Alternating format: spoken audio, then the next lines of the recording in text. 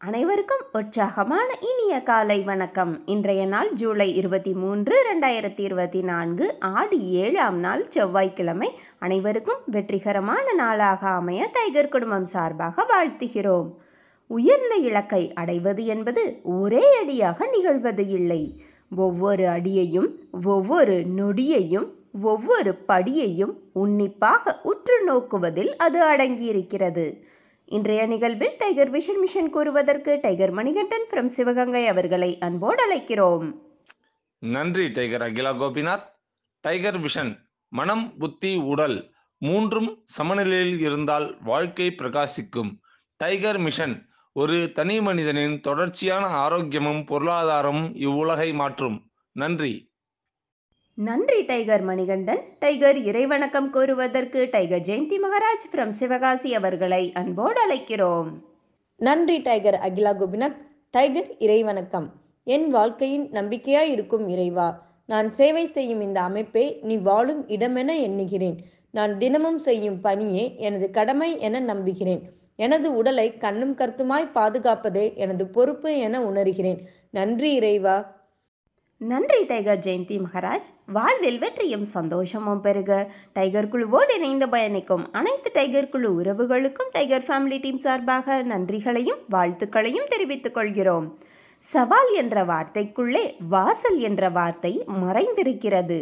நாம் எதிர்கொள்ளும் சவால்களிலேதான் நம் எதிர்காலத்திற்கான வாசல்கள் திறக்கின்றன என்று நம்ம எட்டுநடை பயிற்சிக்கு அழைத்து செல்ல வருகிறார் நமது எட்டுநடை பயிற்சியின் ஆசான் டாக்டர் டைகர் தேன்கோடு பிரபாகரன் அவர்களை உற்சாகத்தோடு வரவேற்கிறோம்.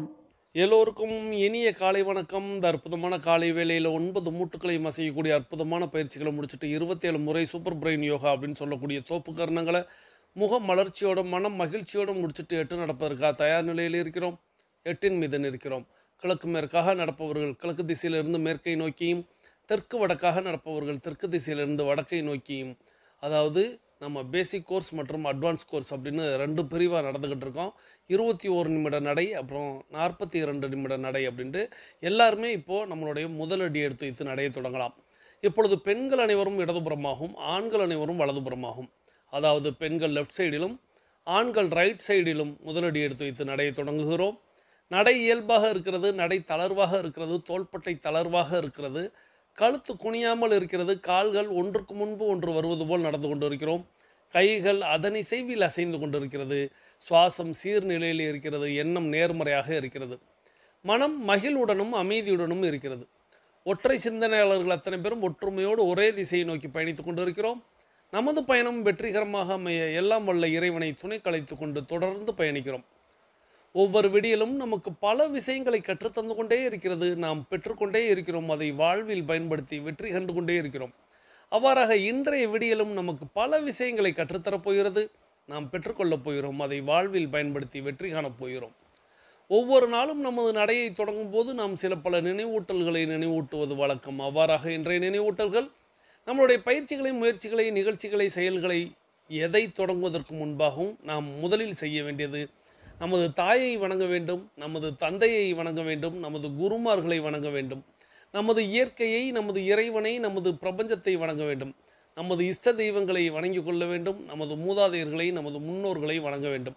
இவர்களிடம் அருளாசி பெற்று நமது பயிற்சிகளை, முயற்சிகளை தொடங்க வேண்டும். அவ்வாறாக தொடங்கக்கூடிய அத்தனை பயிற்சிகளும், முயற்சிகளும், நிகழ்ச்சிகளும், செயல்களும் வெற்றியில் நிறைவடையும் என்பதை நினைவில் கொண்டு ஒவ்வொரு நாளும் நினைவோடு நாம் அவர்களை நினைவு கூறுவோமாக. தொடர்ந்து வெதுவெதுப்பான நீர் 2 டம்ளர் பருகி நமது பயிற்சிகளை தொடங்கி இருக்க வேண்டும். நமக்கு அருகில் எப்பொழுதுமே குடிநீர் இருக்கும்படியாக பார்த்து கொள்ள வேண்டும்.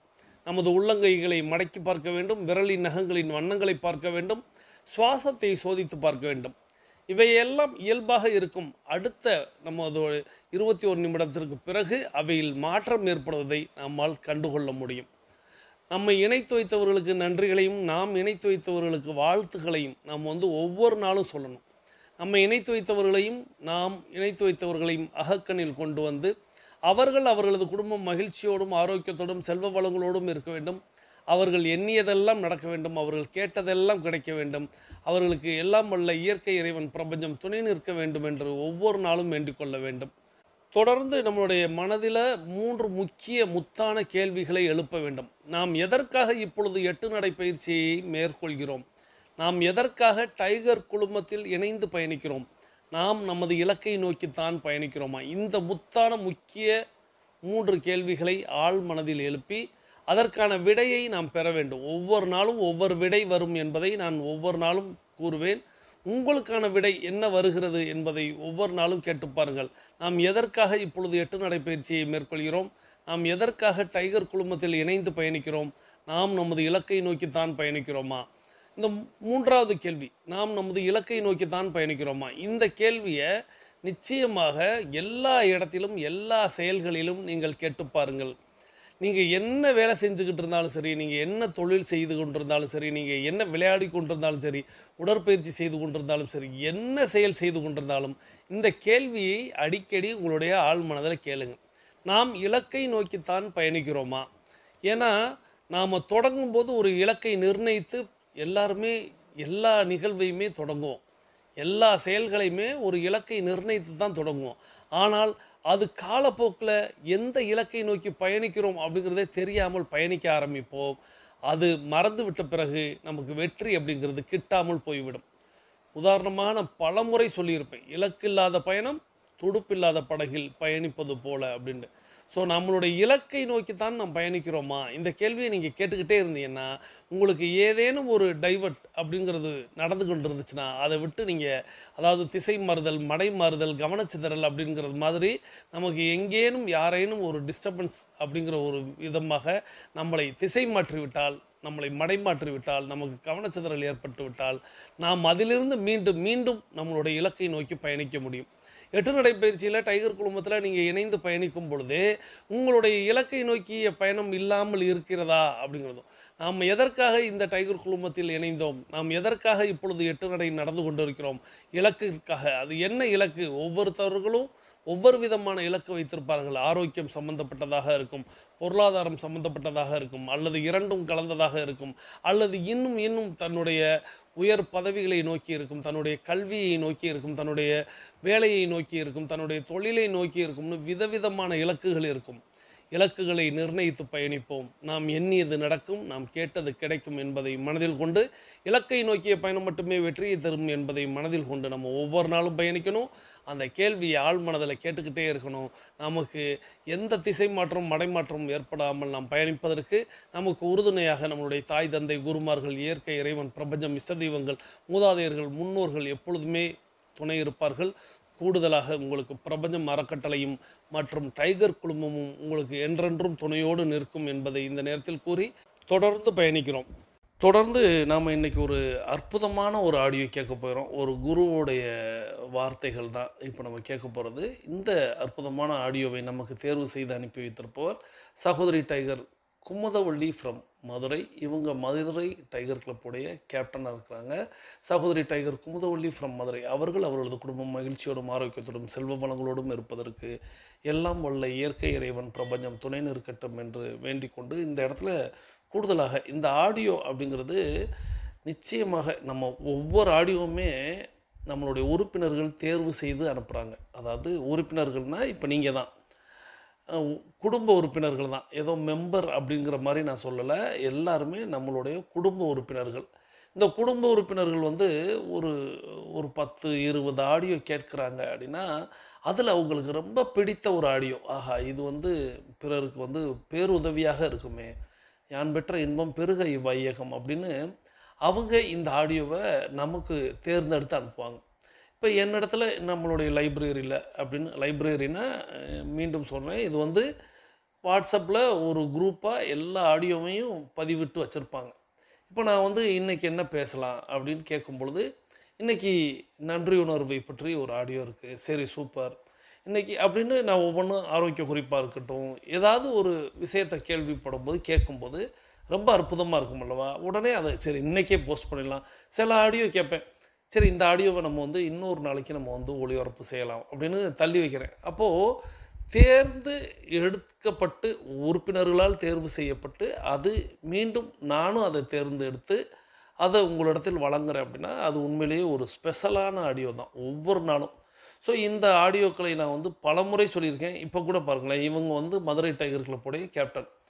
இப்படி ஏதோ பொறுப்பில் இருக்கிறவங்களுக்கு மட்டும்தான் இந்த பொறுப்பு இருப்பது போல் நீங்கள் எண்ணிக்கொள்ளாதீர்கள். எல்லா உறுப்பினர்களுமே ஏன்னா மீண்டும் மீண்டும் சொல்கிறது என்ன அப்படின்னா, கருத்து பதிவிடுங்கள், கமெண்ட் பதிவிடுங்கள்னா எல்லாரும் அப்படியே கப்பு சிப்புன்னு அப்படியே இருக்கிறீங்க.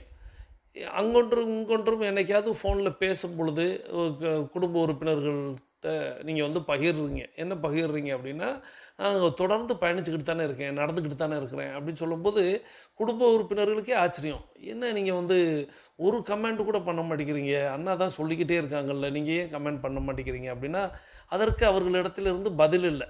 ஏன்னா ஏன் பண்ண மாட்டேங்கிறாங்க அப்படின்னா, என்னைய கேட்டால் அது ஒரு சோம்பேறித்தனம், அவ்வளோதான். ஆனால் டைகராக இருக்கக்கூடியவங்க, உறுப்பினராக இருக்கக்கூடியவங்க, எட்டு நடை நடக்கிறவங்களுக்கு கண்டிப்பாக சோம்பேறித்தனம் எப்படி வருது அப்படிங்கிறது தான் எனக்கு ஆச்சரியமாக இருக்குது. இப்போ நான்லாம் என்னுடைய குருநாதர்கள் யாராக இருந்தாலும் சரி, அது ஒரு குழந்தை எனக்கு குருநாதராக நான் ஏற்றுக்கொண்டேன் அப்படின்னா, அந்த குழந்தை என்னிடத்தில் ஒரு விஷயம் கேட்டுச்சு அப்படின்னா உடனடியாக செய்யணும்னு தான் ஆசைப்படுவேன். அதுதான் குருவுக்கு செய்யக்கூடிய தொண்டுன்னு நான் நினப்பேன். குழந்தைனா நீங்கள் உடனே பச்சிளம் குழந்தைக்கெலாம் போயிட வேணாம். ஒரு எல்லாம் ஒரு விஷயம் தெரிந்த, ஒரு ஞானம் தெரிந்த ஒரு நபர் இருக்காங்க, அவங்க என்னோட வயசில் சின்னவங்க அப்படின்னா, அவர்கள் வந்து ஒரு விஷயம் செய்ய சொல்கிறாங்க, இது செஞ்சிடுங்க அப்படின்னு சொன்னால் அதை நான் செஞ்சிடுவேன். செய்வது அப்படிங்கிறது அவங்களுக்கு நம்ம செய்யக்கூடிய ஒரு தொண்டு அப்படின்னு நான் நினைப்பேன். அந்த தொண்டை பிரபஞ்சம் எப்படி பார்க்கும் அப்படின்னா, நிச்சயமாக இந்த பணிவு தான் இதுக்கு பேர். அதுக்கு வந்து ஒபே பண்ணுறதுன்னா அதுதான் அர்த்தமாக. ஆனால் அதை பிரபஞ்சம் பார்க்கும். சரி, அப்போ இவங்களுக்கு இன்னும் அள்ளி கொடுக்கலாம் அப்படின்னு, இன்னும் சொல்லி கொடுக்கலாம் அப்படிங்கிற மாதிரி பிரபஞ்சம் நமக்கு நாம் பெறுவதற்கு தயாராக இருந்தால் தான் கொடுப்பதற்கு பிரபஞ்சம் தயாராக இருக்கும். அப்போ அந்த பெறுவதற்கு தயாராக இருப்பதற்கு தான் இந்த குரு சொல்லும்போது அதை தட்டாமல் செய்வது. அப்படி நான் சொல்கிறது, அந்த குழந்தைக்கு நான் குருன்னு அந்த குழந்தைக்கே தெரியாது. நான் வந்து அந்த குழந்தைகளிடத்தில் இப்போ வந்து ஒரு புது அப்டேட் எதேனும் நான் எனக்கு சொல்லலை, பொதுவாக சொல்கிறேன். குழந்தைகளிடத்தில் கேட்டோம்னா எல்லாருமே ரொம்ப எளிதாக கற்றுக் கொடுத்துருவாங்க. இப்போது நான் வந்து ஒரு செயலி, ஏதாவது ஒரு அப்ளிகேஷன், ஏதாவது ஒரு ஆப் வந்து நான் வந்து டவுன்லோட் பண்ணுறேன். எனக்கு அது தேவைப்படுது அப்படின்னா, ஏதேனும் ஒரு யூடியூபர் கற்றுக் கொடுப்பாங்கல்ல, நீங்கள் எல்லோரும் பார்ப்பீங்க, சமையல் கற்றுக் கொடுப்பாங்க, இல்லை கம்ப்யூட்டர் சம்மந்தப்பட்ட ஏதேனும் எல்லா விஷயத்தையுமே கற்றுக் கொடுத்துட்றாங்க. அவங்களையே நான் வந்து குருவாக தான் எண்ணிக்கொள்வேன். இப்போ எப்படி ஒரு கதை சொல்கிறாங்க ஒருத்தவங்க அப்படின்னா, அதை வந்து கதை சொல்லிவிட்டு அப்படியே நகர்ந்து போவதில்லை, அவங்களுக்கு மானசீகமாக நன்றி சொல்லுவேன். ஏன்னா இந்த செயலை அவர்கள் செய்யணும்னு தேவையே இல்லைல்ல. ஆனால் அவங்க வந்து அந்த கதையை வந்து கொடுக்கணும், இந்த உலகத்துக்கு கொடுக்கணும், அதனால் ஒரு மக்களாவது மாறணும் அப்படின்னு அவங்க நினைக்கிறாங்களல்ல.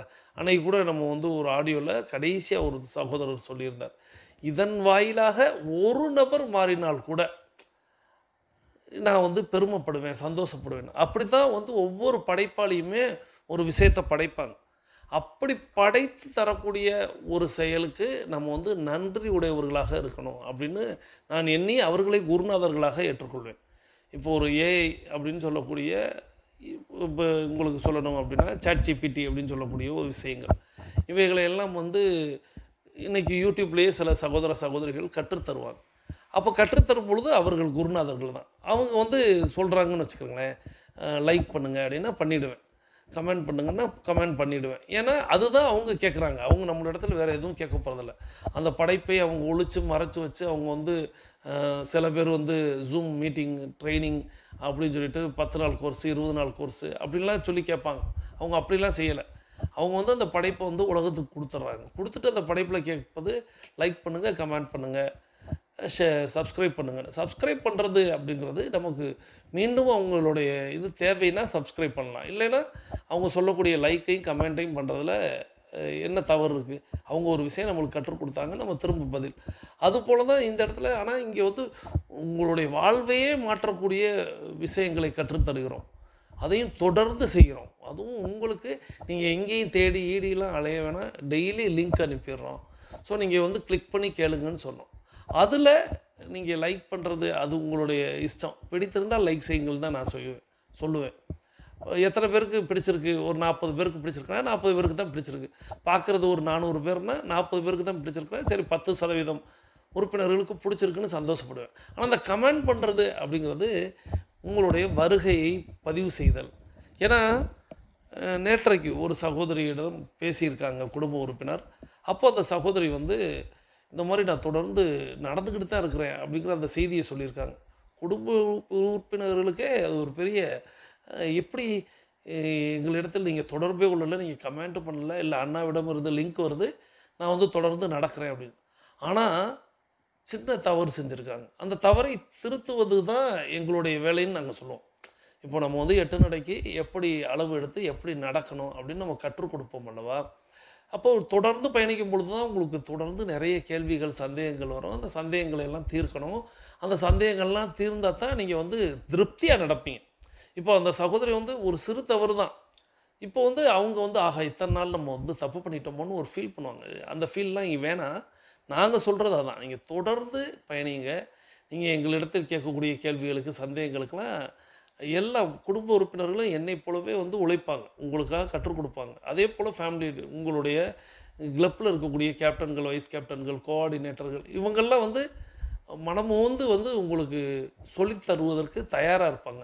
ஏன்னா நீங்கள் தவறாக இந்த செயலை செய்து விடக்கூடாது. ஏன்னா நம்ம வந்து யாரோ எங்கேயோ இருந்து பேச நடக்கிறோம் அப்படிங்கிற மாதிரி தான். அப்படி தானே நினைப்பீங்க? யாரோ எங்கேயோ இருந்து பேசுகிறாங்க அப்படி தான் நீங்கள்லாம் என்னை நினச்சிக்கிட்டு இருப்பீங்கன்னு நினைக்கிறேன். சரி யாரெல்லாம் என்ன நினைக்கிறீங்கன்னு கமெண்ட் பண்ணுங்கள். ஸோ அந்த மாதிரி நீங்கள் நினச்சிடக்கூடாது. தவறாக நீங்கள் வந்து இதில் நடந்துடக்கூடாது. ஏன்னா ஒரு சின்ன தவறு கூட நம்மளை வந்து வெற்றிக்கு வழி இல்லாமல் பண்ணியிருக்கோம். இப்போ 100 ஸ்டெப்பு எடுத்து வைக்கணும் அப்படின்னா வெற்றி அப்படின்னா நம்ம ஒரு படியை மிஸ் பண்ணியிருந்தா 99 ஸ்டெப்பு எடுத்து வச்சுட்டு எப்படி வெற்றியை தொட முடியும்?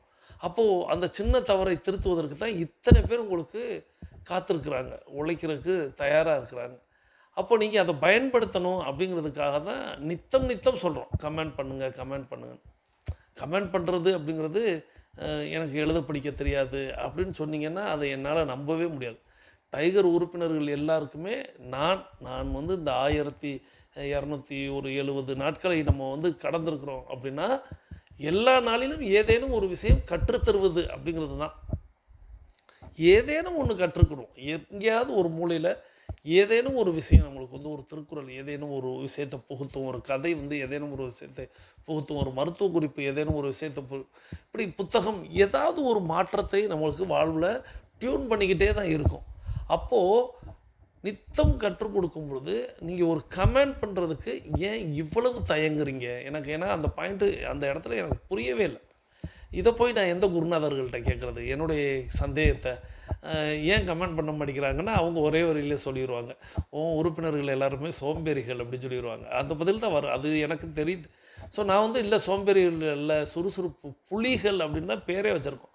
ஸோ அந்த சுறுசுறுப்பு புலி அப்படின்னு நீங்கள் காட்டணும் அப்படின்னா முதல்ல இன்றைக்கி உங்களுடைய கேப்டன்கள், வைஸ் கேப்டன்களுக்கெல்லாம் ஒரு கோஆர்டினேட்டர்களுக்கு சொல்கிறது, உங்கள் கிளப்பில் இருக்கிறவங்க நடக்கிறவங்க கமெண்ட் பண்ணுறாங்களா? எனக்கு இதை பார்த்து கேட்டு சொல்லுங்கள்.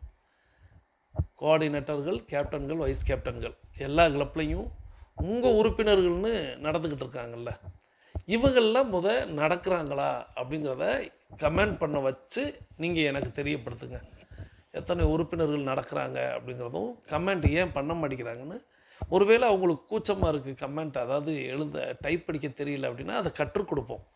ஸோ அதுதான் இன்றைக்கி உங்களுக்கான ஹோம்ஒர்க். கேப்டன்கள், வைஸ் கேப்டன்கள், கோஆர்டினேட்டர்களுக்கு கூடுதல் பணி. உங்களுடைய கேப்டன்கள், வைஸ் கேப்டன்கள் கமெண்ட் பண்ணுறாங்களா அப்படிங்கிறது.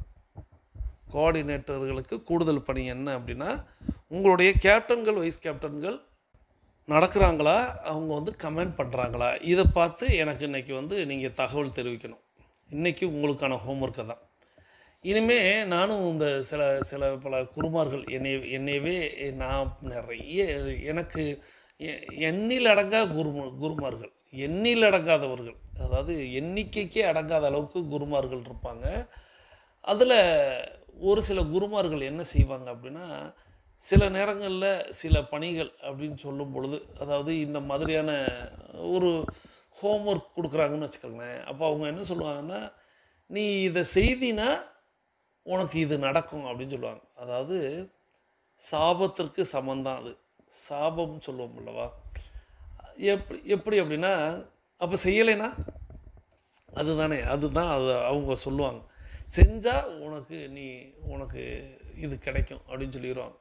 செய்யலைன்னா அப்படின்னா நம்ம அந்த பதிலுக்கு போக முடியாது. அது மாதிரிலாம் சில குருமார்கள் கற்றுத் தந்திருக்காங்க. நான் அந்த மாதிரியான வித்தைகளெல்லாம் உங்களிடத்தில் காட்டுவதில்லை. என்னையை பொறுத்தவரைய எப்படியாவது நீங்கள் நடந்துடணும், எப்படியாவது நீங்கள் ஆரோக்கியமாயிடணும். இந்த உலகத்தில் ஒரு ஜீவனை இன்னைக்கு நான் மாற்றிடணும், அதுதான் என்னுடைய ஆசை. நித்தம் நித்தம் புத்தம் புதிய உறுப்பினர்களை இணைத்து நம்ம ஒரு உறுப்பினருக்காவது இன்றைக்கி ஒரு தூண்டுகோலாக நம்ம அமைஞ்சிடணும் அப்படின்னு. இப்போது நீங்கள் இருக்கிற இடத்துல நான் இருந்தேன்னு வச்சுக்கிறேங்களேன். ஒரு உதாரணத்துக்கு, எனக்கு இது போல் ஒரு நபர் இருந்து ஒரு அற்புதமாக இந்த மாதிரியான பயிற்சி வகுப்புகளை இலவசமாக கொடுத்துக்கிட்டு உறுப்பினர்களை மட்டும் இணைக்கணும் அப்படின்னு சொன்னால், என்னுடைய பணி நித்தம் ஒரு உறுப்பினர் இணைக்கணும், அவ்வளோதான், ரொம்ப சிம்பிள் அப்படின்ட்டு போய் வாலண்டியராக வாக்கிங் போய்கிட்டு இருக்க உங்கள்கிட்ட போய் இந்த மாதிரி ஒரு அமைப்பு இருக்குது, இந்த மாதிரி ஒரு நபர் இருக்காங்க, இந்த மாதிரி ஒரு குடும்பம் இருக்குது, எல்லாருமா சேர்ந்து இத்தனை பேருக்கு ஆரோக்கியத்தை அள்ளி தந்திருக்காங்க, ஸோ உங்களுக்கும் அது கிடைக்கணும்னா வாங்க எங்களோட பயணிக்க அப்படின்னு நான் சொல்லி சொல்லி சொல்லி சேர்ப்பேன். நான் எல்லா குருமார்களுக்கும் இப்படி தான் சேர்ப்பேன். இந்த இடத்துல என்ன எனக்கு இடிக்குது அப்படின்னா, நான் போய் சொல்கிறேன்னு வச்சுக்கிறேங்களேன். இப்போது எங்கள் ஊரில் நடக்கக்கூடிய சகோதர சகோதரிகள்கிட்ட, வாக்கிங் போகிறவங்கள்ட்ட நான் போய் இந்த மாதிரி ஒரு அமைப்பு இருக்குது, இந்த மாதிரி ஒருத்தர் இருக்கார், இந்த மாதிரி பேசுவார்னா அது நான் தான் பேசுகிறேன்னு சொன்னால் ஏதோ நான் ஆள் சேர்க்குறேன்னா அவங்க நினச்சிக்கிடுவாங்கன்ட்டு நான் அதை மட்டும் நான் செய்கிறதில்ல.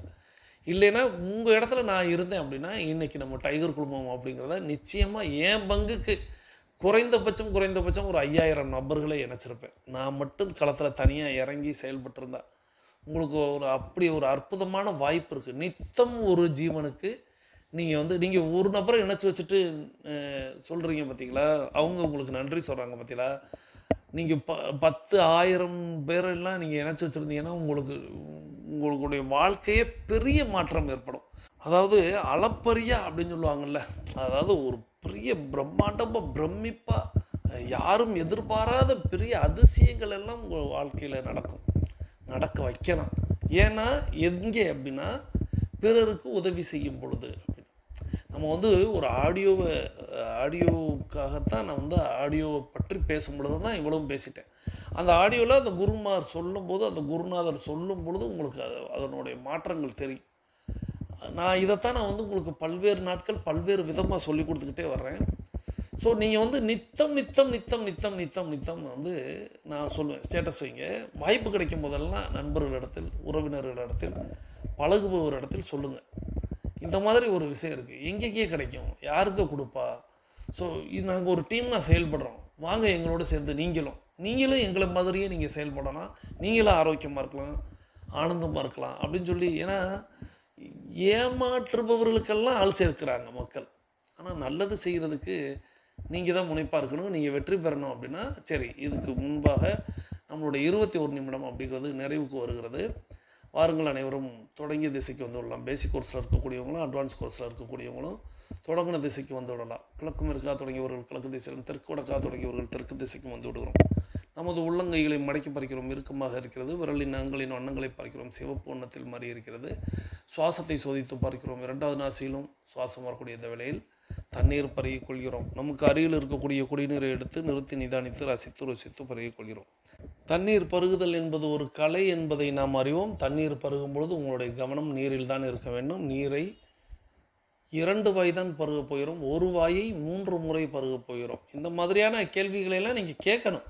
உங்களுடைய கேப்டன்கள், வைஸ் கேப்டன்கள்கிட்ட கேளுங்க, அவங்க கற்றுத்தருவாங்க. அவங்க கோஆர்டினேட்டர்கள்ட்ட கேட்டு தெரிந்து வைத்துக் கொள்வார்கள். இது ஒரு அன்னைக்கு கூட நேற்றைக்கு ஒரு ஆடியோ நம்ம கேட்டிருந்தோம். அந்த ஆடியோவில் கூட அந்த குருநாதர் சொன்னார் அல்லவா, நான் இல்லை நான் இந்த ஆடியோ கேட்டேன்.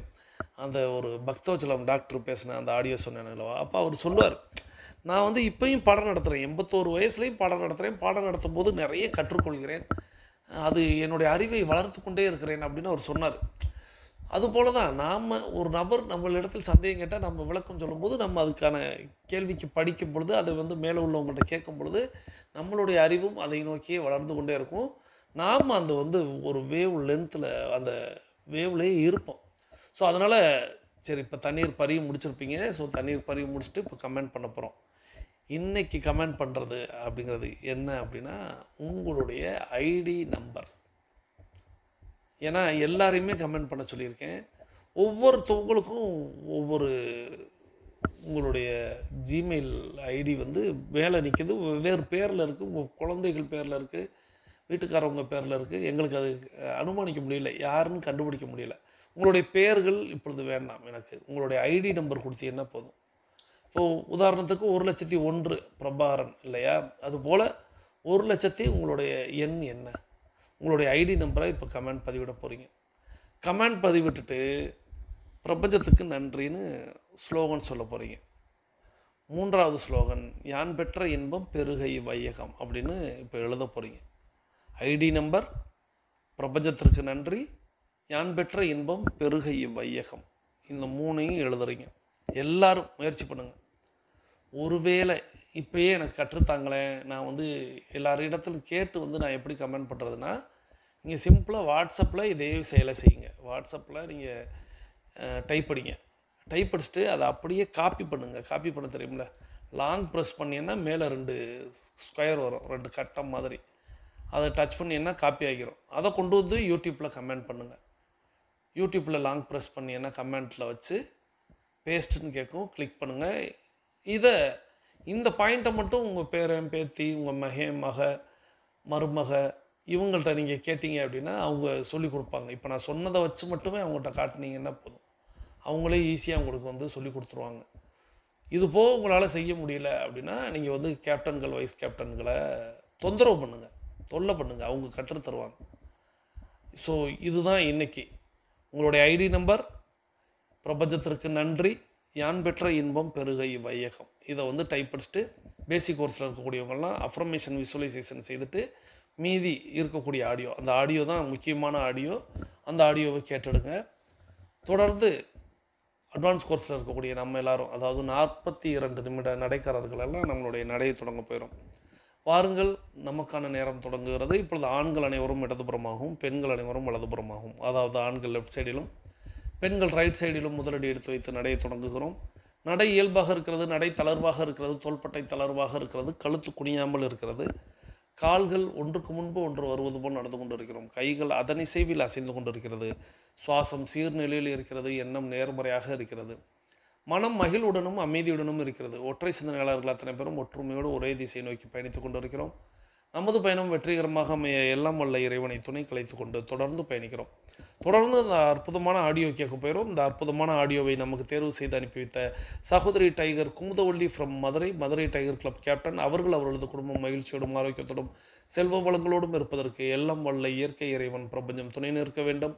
அவர்கள் எண்ணியதெல்லாம் நடக்க வேண்டும், அவர்கள் கேட்டதெல்லாம் கிடைக்க வேண்டும், அவர்களது குடும்பத்தில் ஆரோக்கியம் நிலைத்திருக்க வேண்டும், ஆனந்தம் நிலைத்திருக்க வேண்டும், அவர்களுடைய பொருளாதார நிலை உயர்ந்து கொண்டே இருக்க வேண்டும், அவர்களது பணி சிறந்து விளங்க வேண்டும், அவர்களது தொழில் வளர்ந்து கொண்டே இருக்க வேண்டும். அதை எல்லாம் வல்ல இயற்கையே, இறைவனே, பிரபஞ்சமே நீ வழங்க வேண்டும் என்று நானும் என்னுடைய வேண்டுதலையும் வாழ்த்துக்களையும் தெரிவித்துக் கொள்கிறேன். நீங்களும் உங்களுடைய வாழ்த்து மலைகளை சகோதரி டைகர் குமுதவள்ளி ஃப்ரம் மதுரை அவர்களுக்கு வழங்குமாறு அன்போடு கேட்டு வாருங்கள், அந்த குருவின் குரலை கேட்டுக்கொண்டே பயணிக்கலாம்.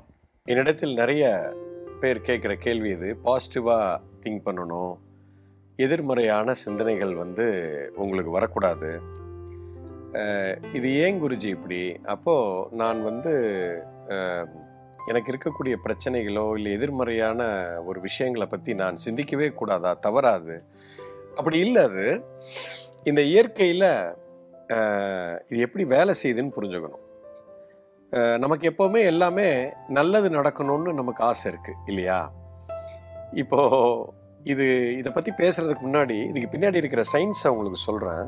ரொம்ப ரொம்ப சிம்பிள், ரொம்ப அற்புதமான விஷயம். அதாவது இப்போ மனசில் நமக்கு ஒரு சிந்தனை வரும், எண்ணம்னு ஒன்று இருக்குது அல்லது சிந்தனைன்னு ஒன்று இருக்குது. அதுக்கப்புறம் அந்த சிந்திக்கிற விஷயத்தை வச்சு நான் ஏதோ ஒரு வார்த்தையை நான் பயன்படுத்துகிறேன், பேசுகிறேன். அதுக்கு சொல்லுன்னு சொல்கிறோம். என்னுடைய பேச்சு, நான் பயன்படுத்தக்கூடிய வார்த்தை, அதை பேசி முடிச்சதுக்கப்புறம் எனக்குள்ள ஒரு உணர்வு ஒன்று ஏற்படும். அது ஃபீலிங்கு, அதாவது எண்ணம், சொல்லு, உணர்வு. இப்போது நம்ம எப்பயுமே நம்ம பேசுகிற வார்த்தையை தான் நம்ம பிடிச்சிப்போம். ஆனால் அந்த வார்த்தைக்கு பின்னாடி இருக்கிற உணர்வு தாங்க ரொம்ப முக்கியம். அந்த உணர்வு ஒன்று கிரியேட் ஆயிடுச்சுன்னா அந்த உணர்வுங்கிறது வேற ஒன்றும் இல்லைங்க, அது ஒரு சக்தியின் வெளிப்பாடு, எனர்ஜின்னு சொல்லுவோம். ஓகே, ஸோ நம்ம சிந்திக்கிற விஷயம், இப்போ ஒரு ரோஜா பூ அப்படின்னுங்கிறத நான் சிந்திக்கிறேன். சிந்திச்ச உடனே ரோஜா அப்படின்னு அந்த வார்த்தையை நான் பயன்படுத்துகிறேன். இந்த ரோஜா பூ அப்படின்னு சொன்ன உடனே எனக்கு அந்த பூ ரொம்ப பிடிச்சிருந்ததுன்னா எனக்கு ஒரு நல்ல ஃபீல் ஒன்று வரும். ஓகே, ஸோ எனக்குள்ள ஒரு உணர்வு ஏற்படுது. இந்த உணர்வு வந்த உடனே அதிலிருந்து ஒரு அதிர்வு உண்டாகும், ஏன்னா அது ஒரு எனர்ஜி. அது so it is converted to vibration. அந்த அந்த அதிர்வு வந்து போய் பிரபஞ்சத்தை போய் அடிக்குதுங்க. ஓகே, பிரபஞ்சத்தை அடித்து நான் எந்த மாதிரி உணர்வை வெளிப்படுத்துகிறேனோ அதே அதிர்வுக்குண்டான உணர்வு வந்து எனக்கு அது 10 மடங்கு 100 மடங்கு திருப்பி வரும். இதுதான் இயற்கையோட சட்டம். எனக்குள்ள இருந்து எந்த மாதிரி அதிர்வு போகிறதோ அதுவே 10-100 மடங்கு எனக்கு திருப்பி வந்து அடிக்கும். இதுதான் இதுக்கு பின்னாடி இருக்கிற சயின்ஸு. இப்போ நான் வந்து சந்தோஷமா இந்த கணத்துல எனக்குள்ள ஒரு உணர்வு இருந்துச்சு அப்படின்னு சொன்னா அந்த உணர்வு வந்து அதிர்வா மாறி போய் அடிச்சு திரும்ப எனக்கு அடுத்த கணமும் எனக்கு சந்தோஷமா இருக்கக்கூடிய சூழ்நிலைய எனக்கு அது உருவாக்கி கொடுக்கும். இதுதான் இயற்கையின் சட்டம். இப்ப நான் இந்த கணத்துல கோபமா இருக்கிறேன் அப்படின்னா, கோபமான உணர்வு எனக்குள்ள இருந்துச்சுன்னா அது ஒரு எனர்ஜி, அது வந்து நெகட்டிவா அந்த ஒரு அதிர்வை போய் அடிச்சு, ஓ இந்த கோபத்தை இந்த மாதிரி ஒரு விஷயத்தை தான் இவன் கேட்கறான், அவனுக்கு அதை தூக்கி கொடுப்போம் அப்படின்னு சொல்லி அடுத்து வரக்கூடிய ஃபியூச்சர் வந்து கணங்கள் வந்து எனக்கு கோபமா இருக்கக்கூடிய சூழ்நிலையை எனக்கு அது உருவாக்கும். இப்படித்தாங்க இயற்கை வேலை செய்யுது. நம்ம என்ன வார்த்தை பயன்படுத்துறோம் அப்படிங்கிறத வச்சு நமக்குள்ள ஏற்படுற உணர்வை வச்சுதான் அது போகுது. இப்போ உதாரணத்துக்கு உங்களுக்கு கடன் நிறைய இருக்கு, சரியா? இந்த கடன் தீரணும், ஐயோ என் கடன் தீரவே மாட்டேங்குது, இந்த கடனை எப்படியாவது நான் அடைக்கணும், என்னைக்கு நான் அந்த கடனை அடைக்கிறனோ எனக்கு அன்னைக்கு தான் நிம்மதி அப்படின்னு கடன் தீரணும்னு நான் நினச்சிக்கிட்டே இருந்தேன்னா, இப்போ எனக்குள்ள உணர்வு எப்படி இருக்குன்னு, நான் கடங்காரனாவே இருக்கேன் அப்படின்னு எனக்குள்ள ஒரு கடங்காரனாவே அந்த மாதிரியான உணர்வு எனக்குள்ள இருந்துகிட்டே இருக்கும். அப்போ ரோட்ல திரியும் போதே நான் கடனை தீர்க்கணும், கடங்காரன் அப்படின்னா உள்ளுக்குள்ள நமக்கு சுகமா இருக்குதா இல்ல உள்ளுக்குள்ள ஒரு பாரமாக இருக்கிறது இல்லையா? அது ஒரு வருத்தத்தை கொடுக்குது, அது ஒரு நிகழ்ச்சியை கொடுக்குது. ஸோ இப்போ இந்த மாதிரி உணர்வு இருக்கும்போது அதிர்வும் மாறி போய் பிரபஞ்சம் என்ன தெரியுமா பார்க்கும், ஓஹோ இவன் இதைத்தான் கேட்குறான் போல, இந்த கடனை தான் கேட்குறான். இப்போ எவ்வளோ கடன் இருக்கு உனக்கு ஒரு 50 லட்சம் இருக்கா, இன்னும் கொஞ்சம் ஒரு 50 லட்சம் கடனை ஏற்றி விடு பார்ப்போம். ஏன்னா நீ எந்த மாதிரி அதிர்வை நீங்கள் கொடுத்தீங்களோ அதுதான் உங்களுக்கு திரும்பி 10 மடங்கு 100 மடங்கு திரும்பி வரும். அப்போ இப்போ நான் இதை எப்படி பார்க்கணும் அப்படின்னா, இப்போ வந்து கடன் எனக்கு தீரணும், ஆனால் அதுக்கு என்ன வழி? வியாபாரத்தை பெருக்கணும் இல்லையா?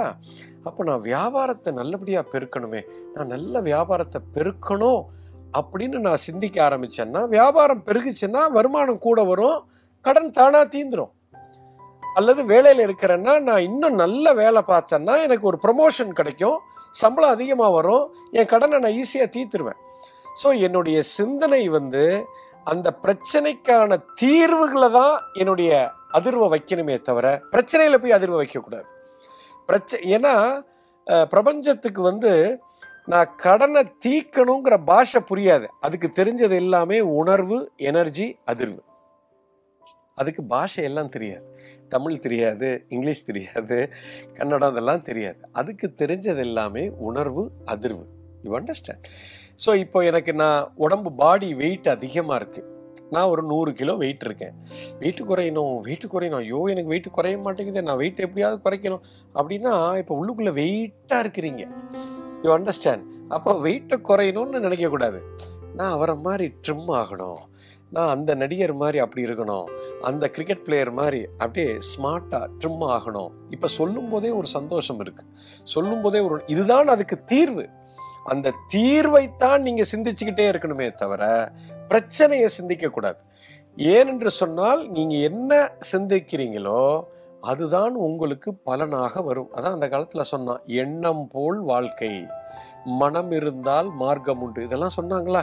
புத்தர் காலத்திலிருந்து ஆதி காலத்திலிருந்து எல்லாருமே அதை சொல்லியிருக்கிறாங்க. ஏன்னா உன்னுடைய எண்ணம் எப்படி இருக்கோ அப்படித்தான் நீ சொல்லும் இருக்கும். சொல்லு எப்படி இருக்குதோ அப்படித்தான் உணர்வு இருக்கும். உணர்வு இருக்கிற இடத்துல தான் சக்தி போகும். சக்தி போற இடத்துல அதிர்வு உண்டாகும். அதிர்வு என்ன உண்டாச்சோ அதுதான் உனக்கு பலனை கொடுக்கும். என்னைக்குமே இப்படித்தான் இது வேலை செய்யும். அதனாலதான் அந்த வார்த்தைக்கு அவ்வளவு முக்கியத்துவம் கொடுத்தாங்க. ஒவ்வொரு வார்த்தைக்கும் இப்ப ரோட்ல ஒரு பெண்ணு போகுது.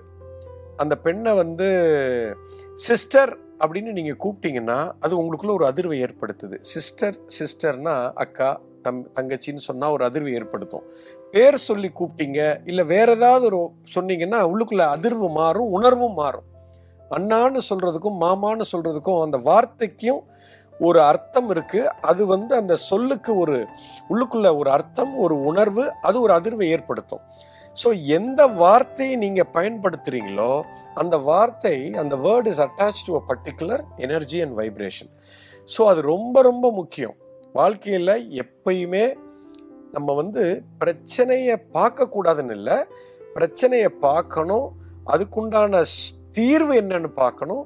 அந்த தீர்வு என்னவோ அதை பற்றி தான் நம்ம சிந்தனை இருக்கணும், அதை பற்றி தான் சொல் இருக்கணும், அதை பற்றி தான் நம்ம அதுதான் உணர்வாக மாறி அதிர்வாக மாறி எனக்கு வரும்.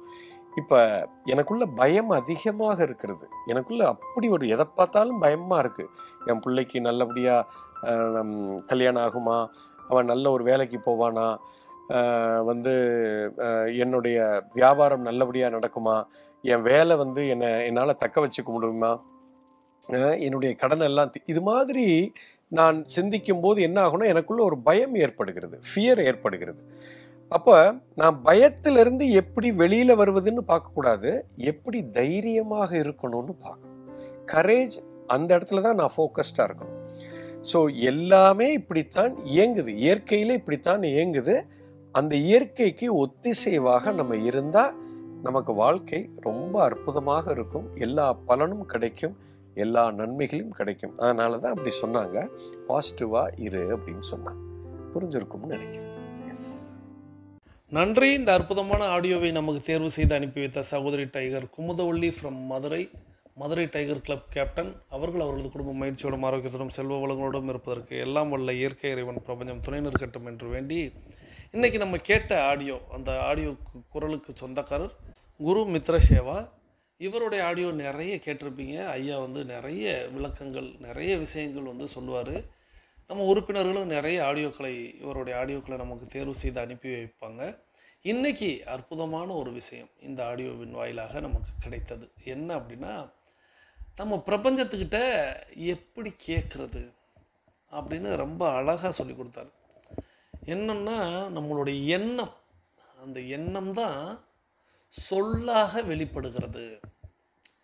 இந்த சொல் உணர்வாக மாறுகிறது. இந்த உணர்வு ஒரு அதிர்வை தருகிறது. அந்த அதிர்வு தான் பிரபஞ்சத்துக்கு நாம் கொடுக்கக்கூடிய மொழி, ஒளி. நாம் என்ன இந்த பிரபஞ்சத்துக்கு கொடுக்குறோமோ அதை இந்த பிரபஞ்சம் நமக்கு பன்மடங்கு கொடுக்கும். இதுதான் ஐயா சொன்னதோடைய சாராம்சம். இதை பற்றி ரொம்ப பேசணும். முதல்ல அவர் சொன்ன ஒரு விஷயத்திலிருந்து நான் தொடங்குறேன்.